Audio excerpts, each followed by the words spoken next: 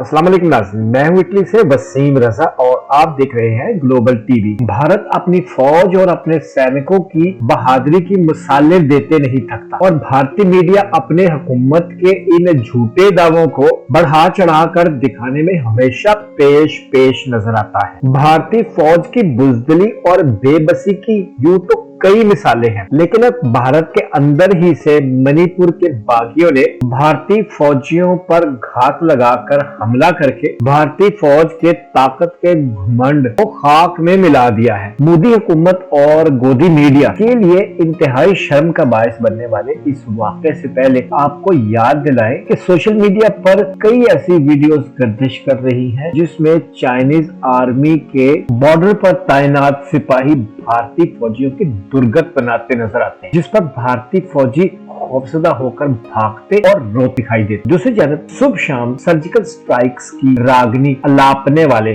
भारत के हुकूमती और सहाफती सूरमाओं की बोलती उस वक्त बंद हो गई थी जब 27 फरवरी को इंडियन जंगी जहाजों ने पाकिस्तान की हदूद में दाखिल होने की जिसारत की। इसके जवाब में पाक एयरफोर्स ने 2 भारतीय तैयारे मार गिराए और उनके एक विंग कमांडर अभिनंदन पायलट को गिरफ्तार कर लिया। इस वाकया के बाद बैनुल-अक़वामी मीडिया में भारत की जंगी सलाहियत पर हफ्तियां कसी गई, लेकिन मणिपुर वाला वाकया इसलिए अहम है कि मुश्तबा बागी कर्नल समेत दीगर फौजियों को जहन्नम वासल करने के बाद बासानी वहां से रूपोश हो गए। वॉइस ऑफ अमेरिका के मुताबिक भारत की शुमाली मशरकी सरहद मणिपुर में मुश्तबा बागियों ने हफ्ते को घात लगाकर सिक्योरिटी फोर्सेस पर मुबैना हमला किया, जिसके नतीजे में कर्नल, उनकी अहलिया, बेटा और 4 सिपाही हलाक हुए। ये वाकया मणिपुर के जिला चौराचंदपुर के सेकंड गांव के करीब पेश आया, जो म्यांमार की मगरबी सरहद के काफी करीब है। हफ्ते को होने वाला ये हमला 4 जून 2015 के बाद से